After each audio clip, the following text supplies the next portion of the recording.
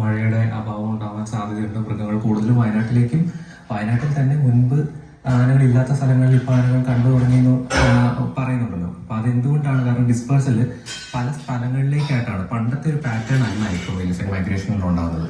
അത് ആന ഒരു വലിയ ജീവിയായത് കാരണം നമ്മൾ അതിനെ നോട്ട് ചെയ്യുന്നു, മറ്റു ജീവികൾ മൈഗ്രേറ്റ് ചെയ്യുന്നുണ്ട്, മറ്റു ജീവികൾക്ക് മൂവ്മെന്റ് സംഭവിക്കുന്നുണ്ട്.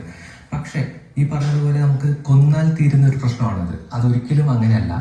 കാരണം ഇന്ത്യയിൽ അല്ലെങ്കിൽ ഏഷ്യയിൽ ഏറ്റവും കൂടുതൽ ഏഷ്യാറ്റിക് എലിഫൻസിന്റെ പോപ്പുലേഷൻ ഉള്ള ഒരു ലാൻഡ്സ്കേപ്പാണ് നീലഗിരി വൈസ് വെർസ.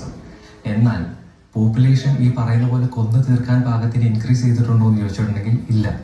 വളരെ കുറച്ച് സ്ഥലങ്ങളിൽ മാത്രമാണ് ഇവർ കോൺസെൻട്രേറ്റ് ചെയ്യുന്നത് എന്നാണ് പ്രശ്നം. കാരണം അവിടെ മാത്രമേ ഇവർക്ക് കഴിക്കാൻ ഭക്ഷണമുള്ളൂ, അല്ലെങ്കിൽ അതിന് പറ്റുന്ന ഒരു ഹാബിറ്റാറ്റ് സീസണലി എങ്കിലും ഉണ്ടാകുന്നുള്ളൂ. മഴ തുടങ്ങിക്കഴിഞ്ഞാൽ ഇവർ തിരിച്ച് കാടുകളിലേക്ക് കയറി പോകുമായിരിക്കും. അതിനുള്ളിൽ വരുന്ന ഹ്യൂമൻ കാഷ്വാലിറ്റീസ് ആലപ്പുഴ ജില്ലയെ ഒഴിച്ചുള്ള 13 ജില്ലകളിലും വന്യജീവികളുടെ ആക്രമണം പട്ടണം വരെ എത്തിയിരിക്കുകയാണ്. അപ്പൊ ഏതൊക്കെ പ്രദേശത്താണെന്ന് പറഞ്ഞാൽ ശരിയായിട്ടുള്ള കാര്യമല്ല. ഇല്ല, ഞാൻ ഉദ്ദേശിച്ചത് ഇപ്പൊ വയനാട്, അതെ, വെസ്റ്റേൺ ഗട്ട്സ് നമുക്കിപ്പോ കേരളത്തിൽ നോക്കിയാൽ അറിയാം. പശ്ചിമഘട്ട മലനിരകളുടെ ഒരു വലിയ ഭാഗങ്ങളിൽ ഏറ്റവും ബയോഡൈവേഴ്സ് ആയിട്ടുള്ള ഒരു റീജിയനിലാണ് കേരളം നിൽക്കുന്നത്. അപ്പം അതിന്റെ പല സ്ഥലങ്ങളിലും ഈ മാൻ ആനിമൽ കോൺഫ്ലിക്റ്റ് ഇനി ഭാവിയിലേക്ക് അത് കൂടുകയുള്ളൂ.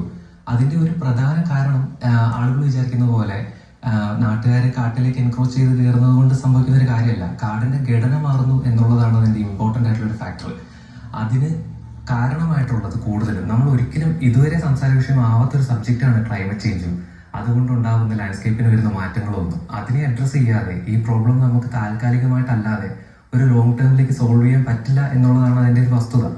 അതിനു വേണ്ടിയിട്ട് ഒരു ആക്ഷൻ കമ്മിറ്റി രൂപീകരിക്കുകയും അതിന് പറ്റുന്ന രീതിയിൽ ആളുകളെ, അതിന് എലിജിബിൾ ആയിട്ടുള്ള ആളുകളുടെ പല മേഖലകളിൽ നിന്നുള്ള ആളുകളെ, അതുപോലെ ലോക്കൽസിന്റെ ഇടയിലുള്ള ഇൻഫർമേഷൻ